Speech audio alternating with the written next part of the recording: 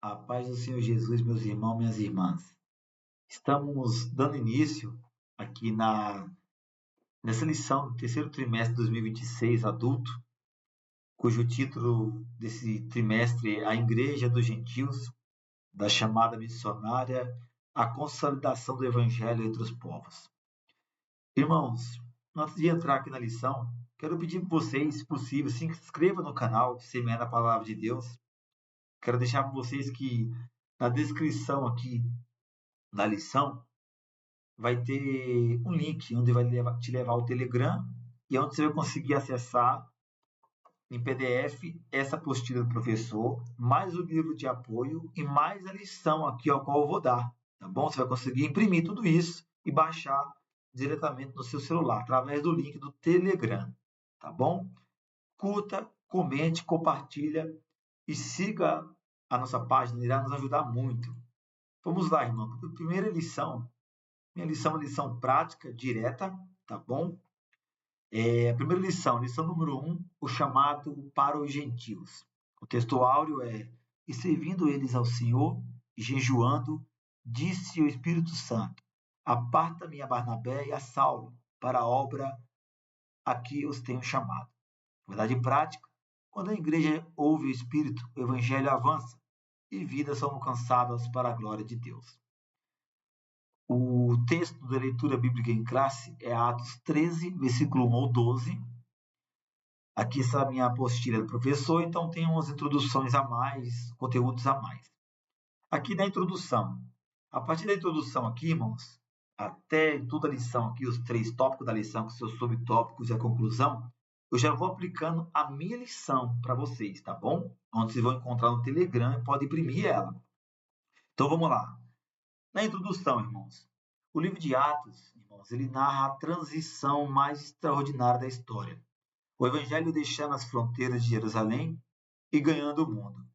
A partir do capítulo 13, a base de operação do reino de Deus muda de Jerusalém para Antioquia. Por que isso é tão teológico, meus irmãos?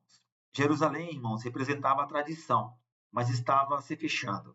Antioquia representava a inovação do espírito, uma igreja caracterizada por uma enorme diversidade e maturidade espiritual.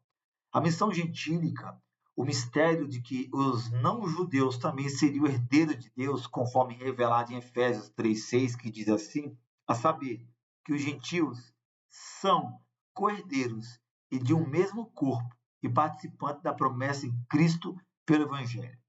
Esse princípio, esse projeto, irmão, ele não nasceu de uma reunião de marketing humana, mas como resposta direta da convocação do Espírito Santo. O Espírito Santo é o verdadeiro diretor de missões da igreja. E hoje ele nos convida a fazer parte da maior agência de resgate do universo. Nessa introdução aqui eu quero deixar uma verdade prática para os irmãos, que é assim, quer dizer a seguinte palavra, irmão. Devemos deixar o Espírito Santo quebrar nossas fronteiras. Precisamos parar de limitar o agir de Deus às nossas preferências culturais ou às 4 paredes do nosso tempo. Essa lição, irmão, nós vamos estudar ela aqui, ela aponta que o Espírito Santo ele deve ter liberdade para agir e para decidir o que é melhor para nós, para o nosso ministério, para a obra dele avançar, para a obra de Deus avançar. No primeiro tópico da lição aqui, nós vamos ter o nascimento da missão gentílica. No subtópico aqui é Antioquia, um centro escolhido por Deus. Deus é um estrategista perfeito. Ele escolheu Antioquia da Síria, a terceira maior cidade do Império Romano, um lugar de intensa influência intelectual, comercial extrema, diversidade étnica. Mas veja que fascinante. Antioquia era conhecida por sua imoralidade e culto pagão. No entanto, foi exatamente nesse cenário de trevas que a luz brilhou mais forte. Como nos diz em Atos 11, 26, e sucedeu que todo ano se reuniram naquela igreja e ensinaram muita gente. E em Antioquia foram os discípulos pela primeira vez chamados cristãos. A perseguição que matou Estevão em Jerusalém espalhou os crentes até Antioquia. O que o diabo usou para tentar calar a igreja, Deus usou para plantar uma verdadeira base missionária de envio para as nações. Aqui fica uma lição, aqui nesse primeiro subtópico, que diz assim: sejamos luz onde estamos inseridos. Não esperemos o lugar perfeito para pregar. Deus quer nos usar na cidade, nos ambientes onde as trevas parecem mais densas, pois é lá que o evangelho brilha mais. E Antioquia, irmão, foi um local escolhido por Deus. Aquele local tinha escuridão, tinha trevas, tinha paganismo, mas foi ali onde Deus quis começar a fazer uma grande obra missionária. Talvez a Antioquia da tua vida seja a tua família, talvez a Antioquia da tua vida seja a tua rua que tu mora, seja o teu trabalho. E é ali, nesse momento, que a gente tem que apregoar as boas novas do Senhor, até quando Deus permitir que nós fiquemos lá. Segundo subtópico aqui, nós vamos ver profetas e doutores servindo ao Senhor. A liderança da igreja de Antioquia, irmãos, é uma aula de teologia da graça. Havia profetas trazendo a voz de Deus e mestres ensinando as escrituras. Mas nós devemos prestar atenção na diversidade de líderes que tinha ali.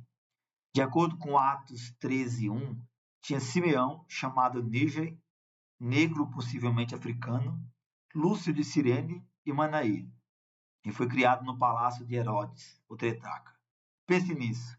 Um homem criado com um rei que mandou matar João Batista estava agora orando ao lado de homens simples e estrangeiros. O evangelho, irmão, ele une palácio e periferia. E foi exatamente nesse ambiente de comunhão e consagração que o céu se abriu.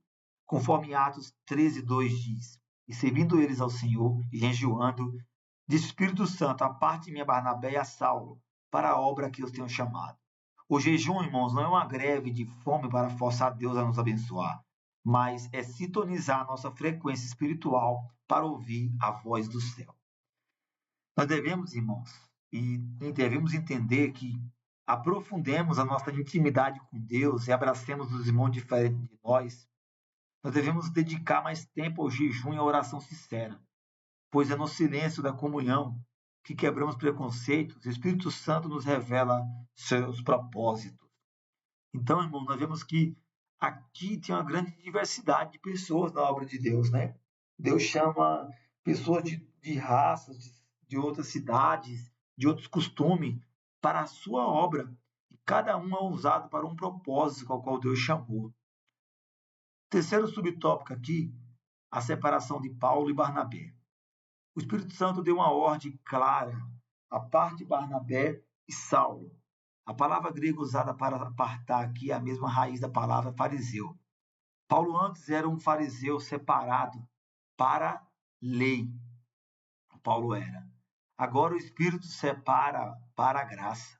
Nota a reação da igreja registrada em Atos 13:3. Então, jejuando e orando, e pondo sobre ele as mãos, despediram. Eles não sofreram da síndrome da retenção. Ao obedecer e abrir mão dos seus membros pregadores, seus melhores pregadores, eles inauguraram um novo momento na história cristã, assumindo a missão aos gentios. O envio verdadeiro dói, exige sacrifício, mas gera frutos eternos. E aqui, irmão, fica uma lição para nós. Entreguemos o nosso melhor para Deus. Não retenhamos nossos talentos, nosso tempo, as pessoas mais capacitadas, apenas para o nosso conforto local. Devemos investir no reino de forma global, mesmo que isso exija sacrifício. Isso está na lição para os nossos dias, irmãos. Tem muitos irmãos e irmãs que são bons para certas coisas, mas muitas das vezes os líderes não põem eles naquele local, porque querem deixar eles num local que satisfaz a vontade do líder, não a vontade de Deus. Então nós temos que orar para o Espírito Santo direcionar cada pessoa para o seu devido local, ao qual Deus quer eles lá. Aqui, irmãos, agora no tópico 2, é o Espírito Santo e a obra missionária.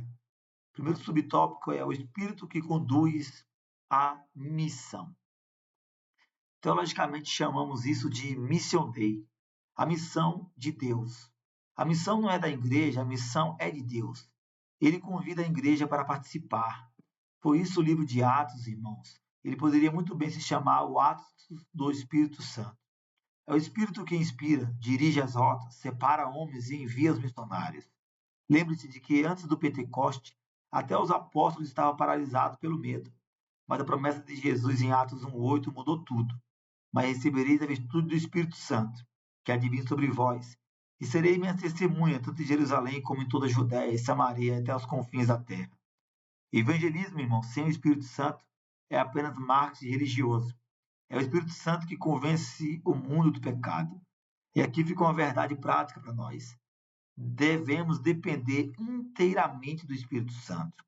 Não tentemos fazer a obra de Deus confiando apenas em nossas estratégias criativas ou persuasão humana. Busquemos a direção e a unção divina antes de abrirmos a boca. Subtópico número 2, aqui do tópico 2, é o poder do Espírito na evangelização dos gentios. O sucesso da igreja primitiva, irmãos, tinha um combustível. Os discípulos viviam transbordando do Espírito, o que lhe dava coragem. No grego é estripidez santa, discernimento, alegria inabalável. Vemos isso claramente em Atos 4:31. E tendo orado, moveu-se o lugar em que estavam reunidos, e todos foram cheios do Espírito Santo, e anunciavam com ousadia a palavra de Deus. O batismo no Espírito Santo não foi dado apenas para termos cultos avivados, mas como revestimento de poder, dunamis, dinamite e autoridade espiritual para enfrentar a resistência, expulsar demônios e fundar a igreja no território do inimigo. O fato de 120 crentes se multiplicarem em milhares é resultado direto da obra sobrenatural do Espírito, não de força humana. E aqui fica uma lição para nós, irmãos. Clamemos diariamente pelo revestimento de poder. Sem a unção do Espírito, nossa mensagem é apenas um belo discurso.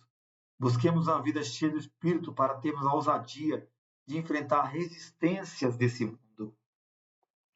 Terceiro subtópico aqui, irmãos, do tópico número 2.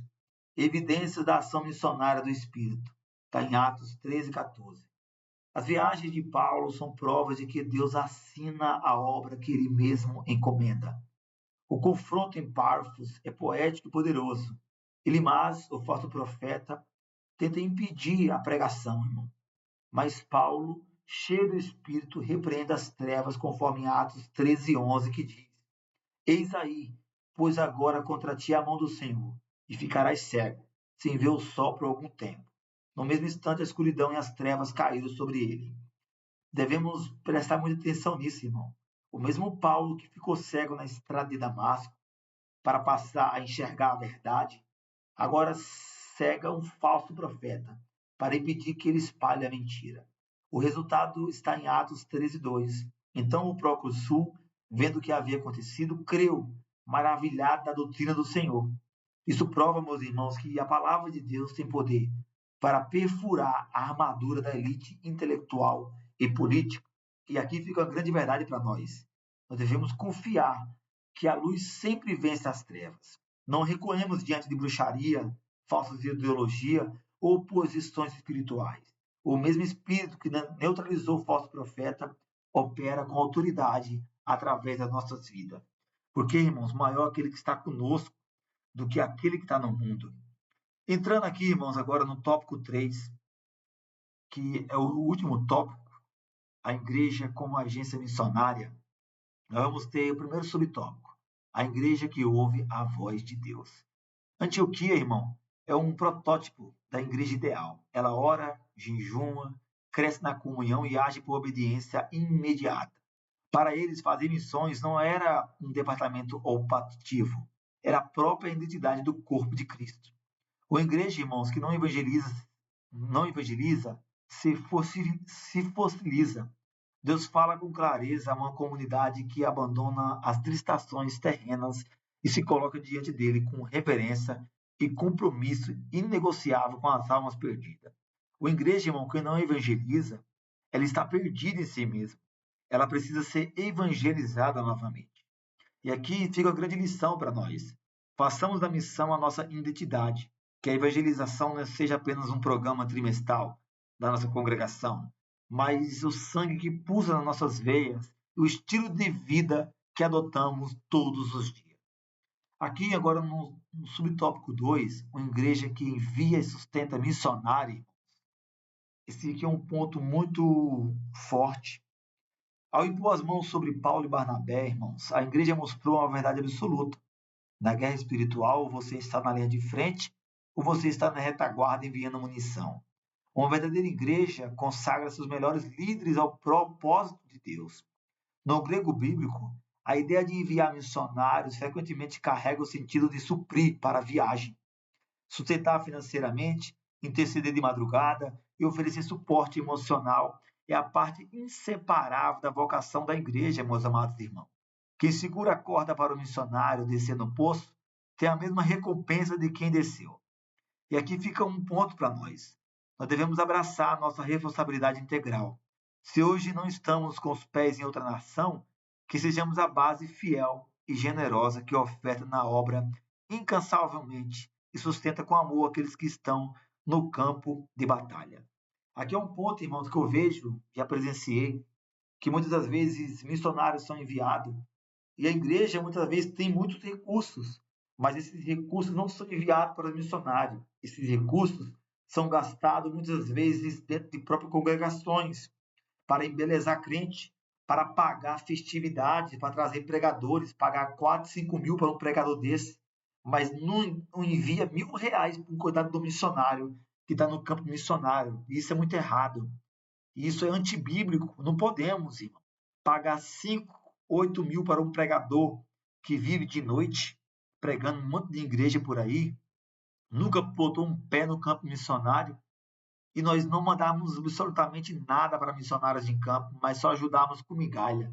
Que nós viemos ajudar os missionários, nós vamos ter esse coração de ajudar os missionários, para a glória do nosso Senhor Jesus Cristo e para o avanço da sua obra. No terceiro aqui, e último subtópico, o igreja que cumpre a grande comissão, irmão. A ordem do mestre em Mateus 28, 19 e 20 é afirmativa e urgente. Portanto, ide, ensinai todas as nações, batizando em nome do Pai, e do Filho, e do Espírito Santo. Ensinando-nos a guardar todas as coisas que eu vos tenho mandado. Missões, irmão, não é uma sugestão, é o batimento cardíaco do céu.